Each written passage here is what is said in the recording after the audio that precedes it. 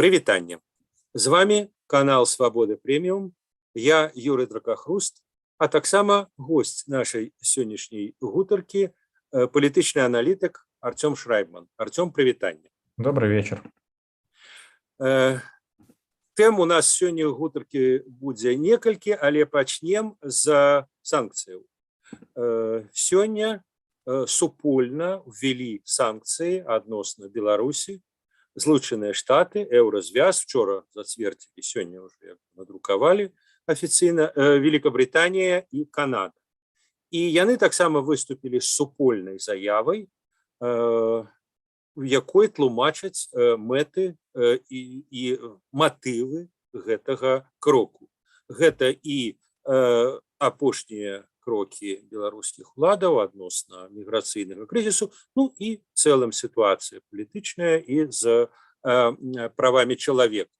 Гэтыя санкцыі, прынамсі, акрамя візавых санкцыяў, персанальных санкцыяў, Злучаныя Штаты падвялі пад санкцыі 12 прадпрыемстваў, Еўразвяз 11, Великабрытанія 1. Артём, вот як можна ацаніць агульны, маштаб гэтых санкцыяў? Ну вот зараз ёсць такі выраз папулярны адскія санкцыі.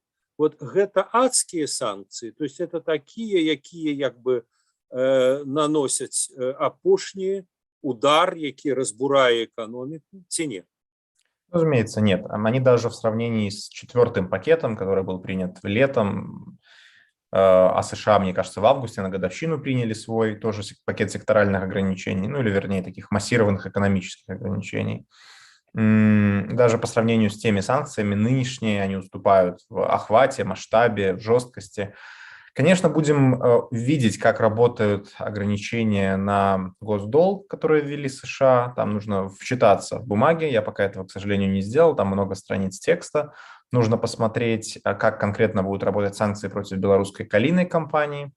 Плюс, конечно, интересно, что будет как отразятся европейские санкции на экспорте природного азота и других предприятий, которые все-таки хоть частично поставляют свою продукцию в Евросоюз.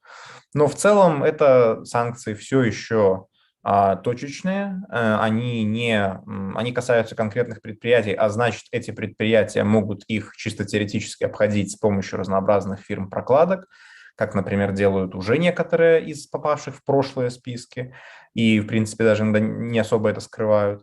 И поэтому ничего адского в этих санкциях нет. Они при политической воле должной, да, при желании отслеживать нарушения санкций, обходы санкций, они могут стать проблемой и головной болью, конечно.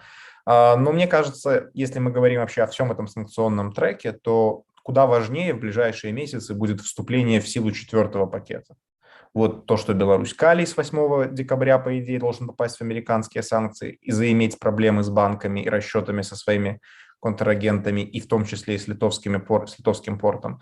Нефтепродуктовые договоры, которые должны, по идее, истечь в следующем году.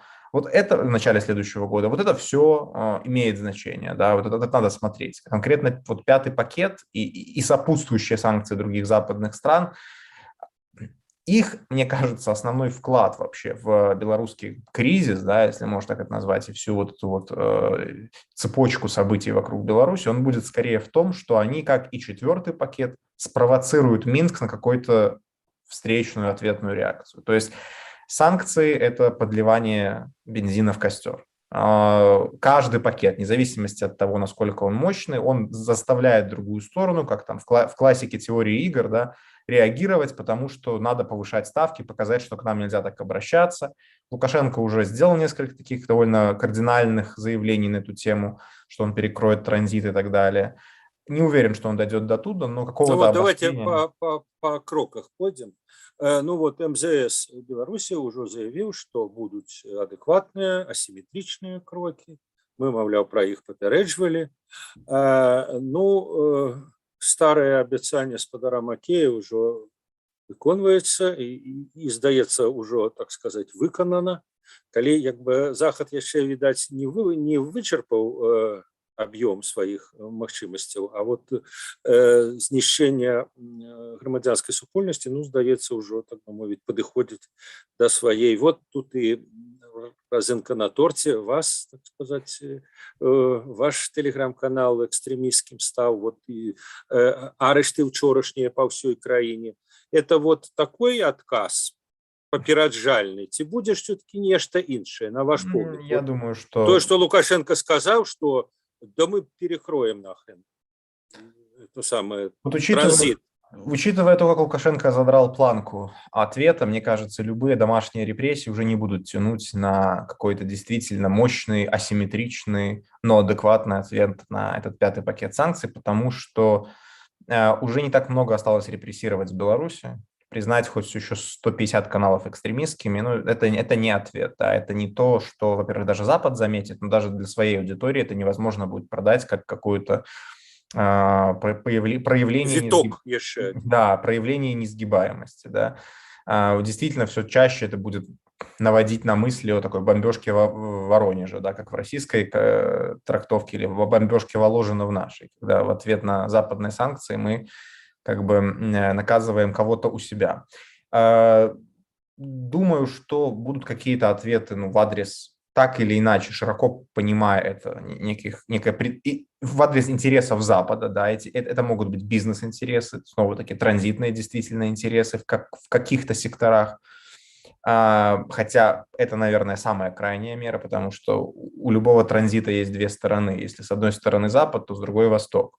И вот на Востоке, я думаю, никого расстраивать не хочется этими мерами.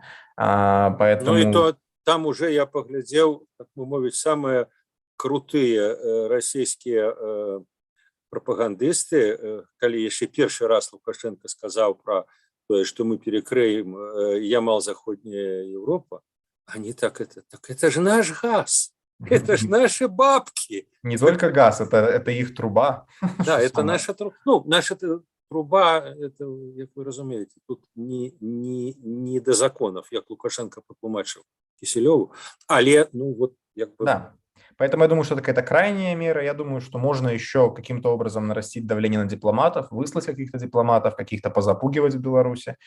Наверное, в Беларуси еще осталось немного европейского бизнеса. Снова здесь будет больше выстрела себе по ногам, чем по той стороне. Я думаю, какой-нибудь там, не знаю, А1 условно имеет больше репутационных проблем от того, что у него бизнес в Беларуси, чем прибыли, и, может быть, он даже будет счастлив, если его сапогом выгонят из страны. Но в целом еще одним логичным каналом, таким, я не знаю, что ли, или направлением ответа выглядит граница. Ну, уже опробовали пограничную эскалацию, уже опробовали разнообразные провокации с мигрантами, помощью их там проталкивания через эту границу. Можно попробовать пообострять. В стране еще остались тысячи мигрантов. Я думаю, что действительно не все из них хотят возвращаться домой. Лукашенко, выступая перед ними, сказал, что мы будем вам помогать в том, что вы хотите, куда вы хотите попасть. Поэтому стоит ждать эскалации здесь. В принципе, все эти варианты, они по-своему каждый, может быть, за исключением давления на дипломатов, по-своему каждый рискованный и опасный, потому что он может породить намного более серьезные последствия, чем даже были эти санкции 5-го пакета, потому что, ну, риски вооруженных столкновений с Польшей сейчас, мне кажется, уже анализируют абсолютно серьезно многие военные и политические аналитики. А риски того, что Китай и Россия просто станут на дыбы за то, что Лукашенко позволяет себе нарушать их товарные потоки в Европу и наоборот, они тоже есть.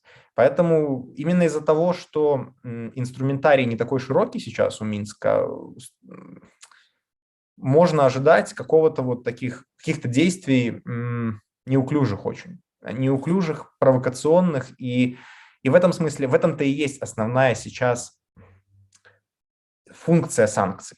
Санкции сейчас не приводят напрямую к какому-то там, я не знаю, поражению или не ставят режим на колени, да, и не разрушают даже экономику властей, экономику Беларуси.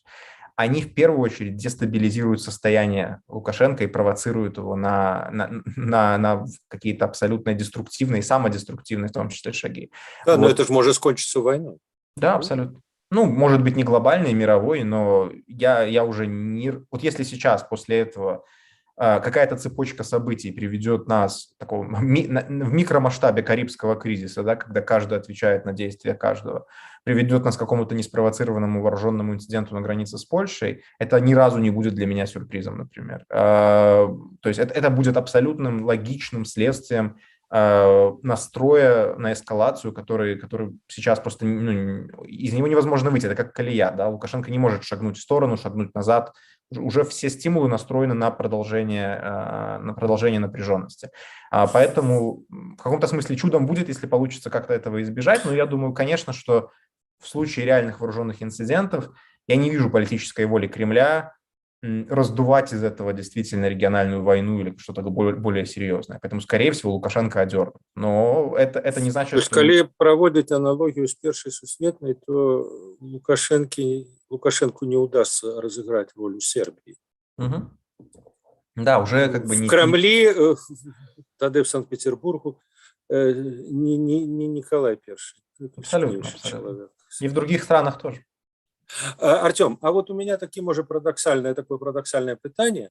Ну вот зараз уже говорить про магчымы і 6-й пакет, а там уже десятки прадпрыемстваў.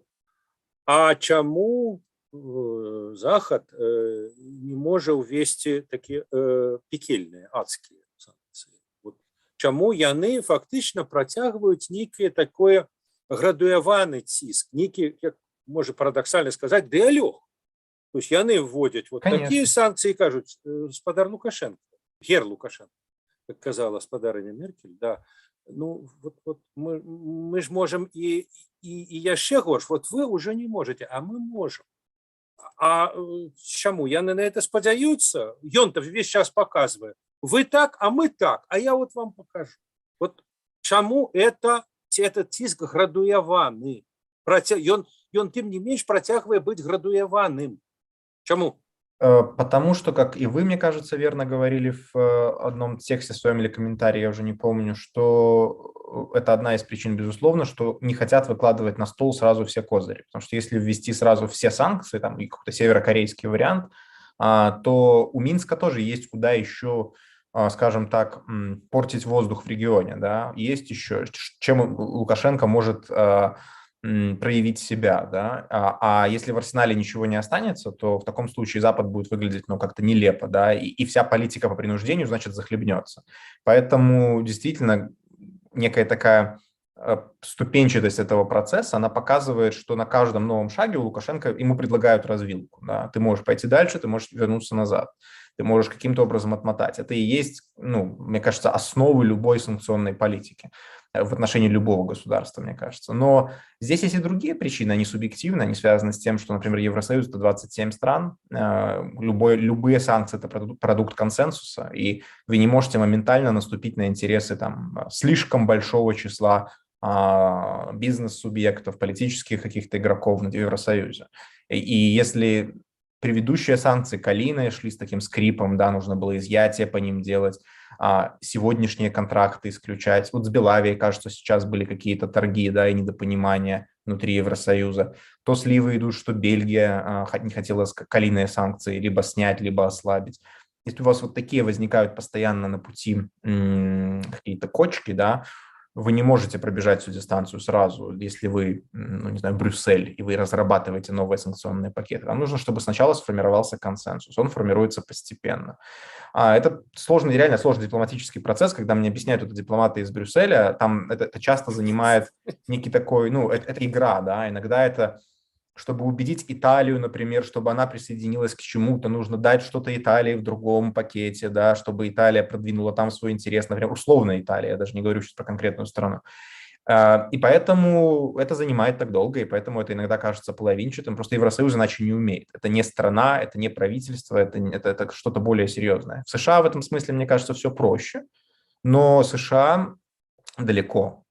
И политической воли, какой-то иранский сценарий пока применять в Беларуси там, очевидно, нету, не та угроза. Да. Они применяли такие тотальные блокирующие санкции в случае Ирана, в случае Северной Кореи, частично в случае Сирии. Все это случаи раньше в отношении Хусейна, да, и, возможно, какие-то периоды были в отношении Каддафи. все это случаи нарушения того, что в международном праве называется нарушением мира и безопасности. То есть это случаи применения там, или разработки ядерного оружия, войны, гражданской войны, химического оружия и так далее. Ну, то, что делает Лукашенко, это еще не в этой лиге, слава богу. Артем, яшчэ у меня такое пытанне про працэс, які быў як бы падставай для вот этого апошняга пакету еўразвязаўскіх санкцый. Ваша ацэнка, што адбываецца з міграцыйным крызісам? Вот пэўны час таму, ну, пришли люди на штурм, сотни людей прорывались. Не складывается отчувание, что как бы он крышечку залагодживается. Вот полетели самолеты с вяртанием этих самых уцекачоў, мигрантов. Магчыма, это вынік звонка Меркель, магчыма, усведомление тупику Лукашенко, магчыма, что-то из Москвы сказали. Можа, непахісная пазіцыя ў развязу, хаця цяжка сказаць, наколькі она непахісная. Вот літаральна сёння з сённяшняга дня на віна такой дыалог паміж Брюсселем і Варшавай. Брюссель, Еўракамісія кажа, мы вам прапануем, каб вы палегчылі магчымасці атрымліваць прытулак гэтымі мігрантамі. Варшава кажа, мы ім ввогуле адмовім всім. Так вось, які зараз стан міграцыйнага крызісу і ў адносінах паміж Беларусью и Еврозвязом, и внутри Еврозвяза? Внутри Евросоюза очень сложно судить, потому что идут действительно разнонаправленные процессы. С одной стороны, Брюсселю и крупным странам типа Германии важно не показать некий раскол в Евросоюзе перед лицом внешней угрозы. То есть они очень заинтересованы в демонстрации единства, поэтому они анонсируют пакеты помощи Польше и странам Балтии, поэтому они принимают эти санкции, поэтому они, несмотря на свои ссоры с Польшей по другому вопросу, в принципе, солидаризировались с ней по теме миграции публично, по крайней мере, да. Поэтому Меркель сразу же после звонка Лукашенко звонит этим странам и объясняется, да. И Тихановская звонит, кстати, что интересно. Такое ощущение, что в каком-то виде Тихановская стала такой страной Балтии, еще одной, которой нужно позвонить, да, чтобы объяснить, что не-не-не, мы не идем на контакт с Лукашенко. С умлением Европы. Да, нужно обязательно очистить совесть, потому что иначе заподозрят в чем-то нехорошем.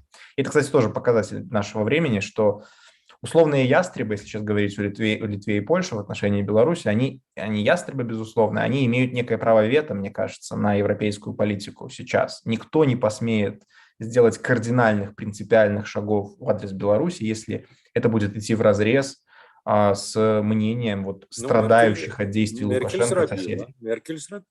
Нет, она сделала этот шаг, объяснилась, потом сделала несколько заявлений на тему, что и ее правительство, что мы его не признаем легитимным, все, не волнуйтесь, мы оставляем все санкции полную меру, мы отказываемся принимать мигрантов. Поэтому она сделала звонок, а потом сделала несколько шагов, чтобы отмотать этот условный прогресс, который там мог быть достигнут.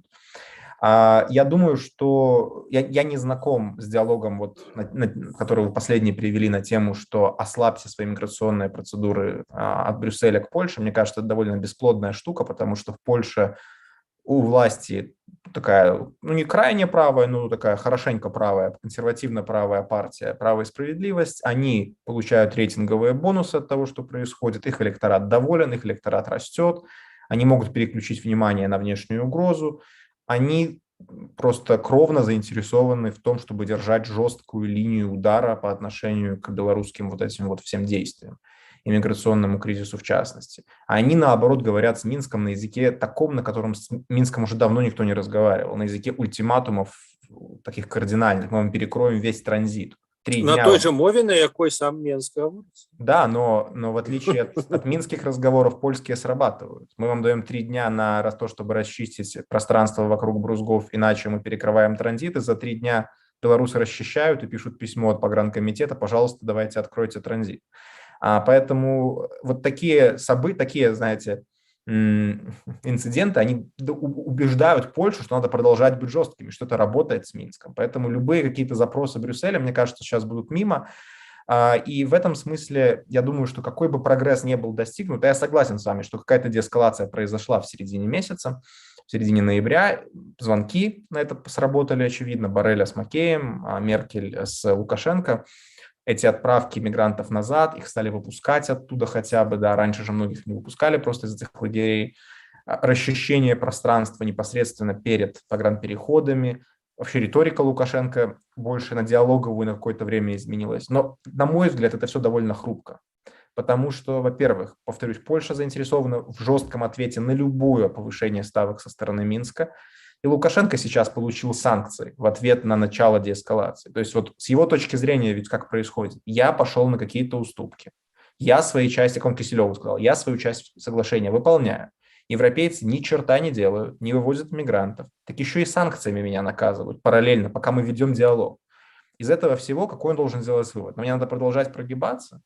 Я очень сомневаюсь, что он сделает такой вывод и пойдет дальше по пути той же деэскалации, которая была вот ни шатка, ни валка шла в последние 2 недели. Скорее, я бы ожидал сейчас обострения миграционного кризиса, чтобы показать, что там со мной так нельзя обращаться. Ну і нарэшце трэцяе пытанне, хаця можа быць оно па гучнасці і першае, гэта, конечно, Крым і вайна. Заявы Лукашэнкі в інтэрв'ю Кісельова наўпрост сказана.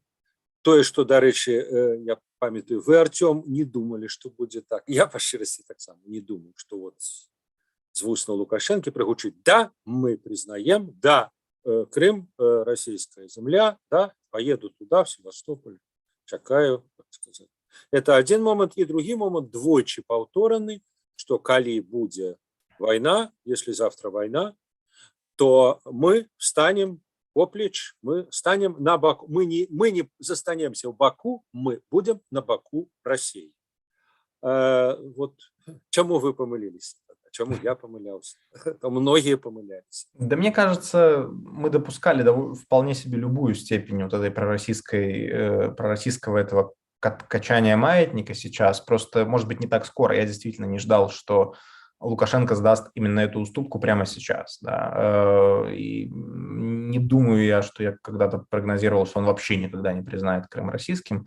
Все-таки, если мы смотрим на спектр того, что он может предложить Москве, есть какие-то символические меры, риторические меры, есть реальные уступки. Там сдать Белкалий, например, да, по дешевке, ввести какую-нибудь единую налоговую систему, реализовать хотя бы эти карты интеграционные, которые он подписал, поставить военную базу, поставить больше войск.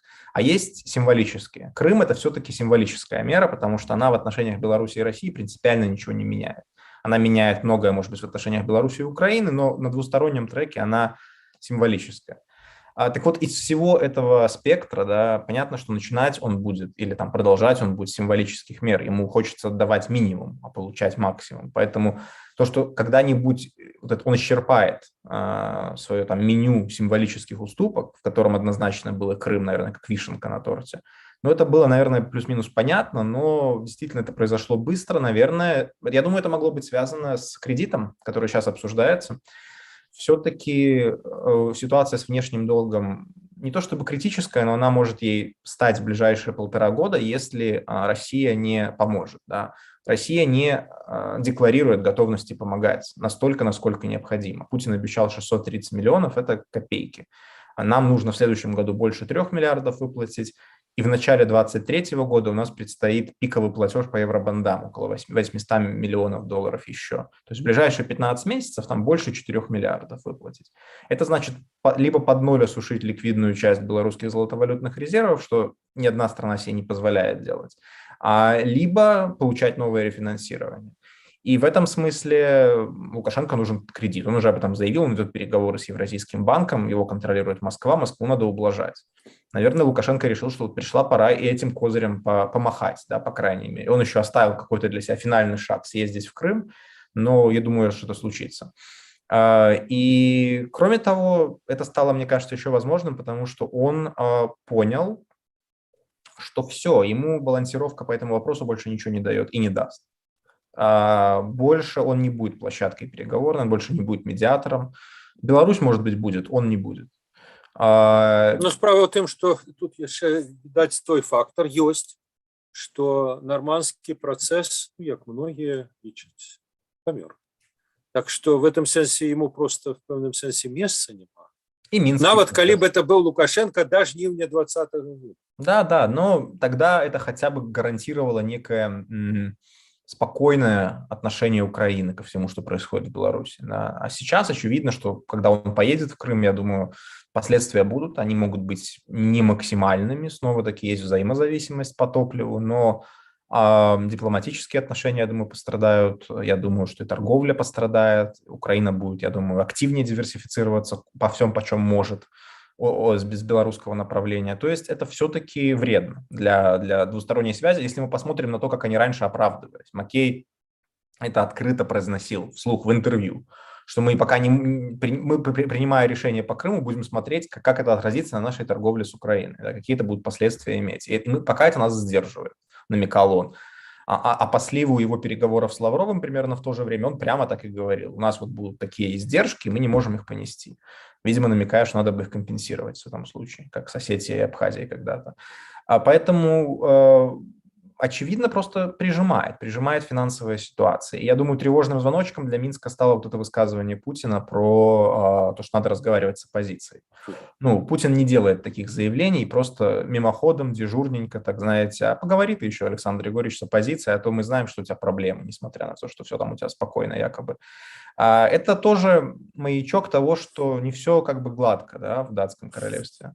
И поэтому нужно было включать какой-то такой, не знаю, то, что называется на английском языке damage control, да, успокаивать ситуацию, потому что важный момент сейчас обсуждается кредит, который может, не знаю, отложить белорусский дефолт на год или не отложить.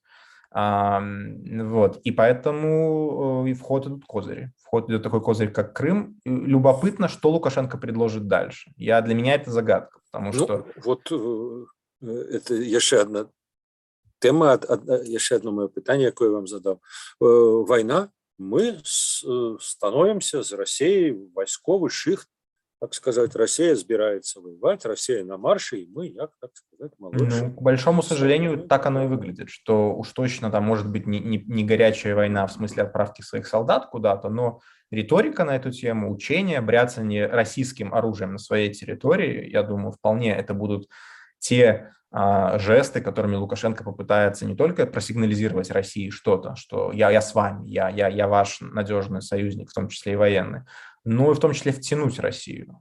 Тут важно втягивание. Важно, чтобы Россия не забывала, что это тут не Лукашенко с Моровецким, да, бодается, а это славянский мир с НАТО. Вот на этом рубеже, да, и нужно балкон свой охранять. Англосаксы. Англосаксы, да, и масоны, и все вот эти вот ребята, и нужно защищать наш балкон, наш форпост, не только защищать, но и покормить немножко.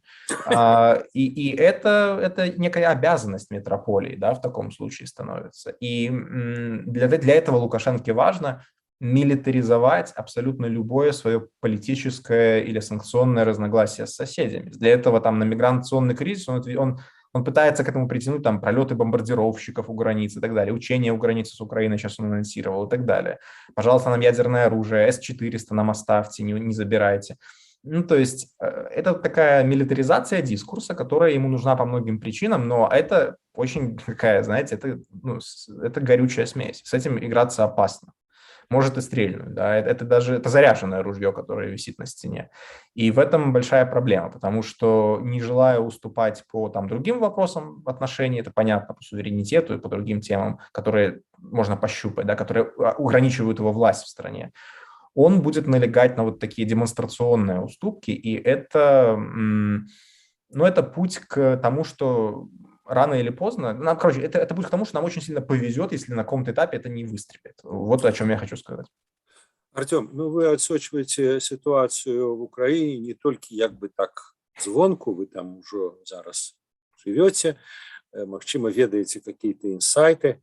Як бы вы оценили вот реакцию украинскую на вот эти лукашенковские заявы, на вот эти нечаканности? Украине як бы зручней было, калі была ясность. Так это союзник, ці это ворог? Мы его уже записываем в вороги, ці мы почакаем? Навошта нам еще один ворог? Вот там есть некая не только чисто экономичная как бы дилемма, про якую вот вы сказали, что бітум и все іншае, и велізарные гроши, велізарный гандаль, але як бы ну не хочется ж заводить себе ворага, хотя он нібито говорить вот я ворог, а ему верять. Я думаю, Смешно что звучит, да? в Украине, мне кажется, есть трезвое такое понимание того, кто такой Александр Лукашенко в смысле любви к своей власти. Они понимают, что он не собирается брать и отдавать Москве Минский трон, да, что я не думаю, что здесь всерьез верят в союзное государство. Во что здесь верят, это в то, что если Путин захочет использовать Беларусь, то у Лукашенко не будет инструментов отказаться. И раньше здесь велся такой, я не знаю, я видел среди аналитиков украинских вот этот спор на тему, что Лукашенко нам гарантирует безопасность северной границы, или этим гарантиям нельзя верить. И вот вторые аналитики, это такие, снова такие были ястребы, которые всегда говорили, не-не-не, это путинская марионетка, он сделает все, что ему скажут, да, он там что-то будет брыкаться по внутренней политике, но все, что касается войны и мира, он ляжет под Путина, говорили они. А на это им вот эта условно-прагматическая часть и белорусские аналитики с ними спорили, говорили, я с ними спорил, говорили, что нет, господа ястребы, на самом деле Лукашенко не такой, ему очень выгодно не ругаться с вами, прагматика, все дела, мирный диалог, хочет быть там миротворцем и посредником. Сейчас ястребы торжествуют. Они говорят, ну вот, мы вам говорили, форма пришла в соответствии с содержанием. Да? Вот теперь все видят, что как бы Лукашенко сам говорит, что он вместе с Россией будет против нас воевать.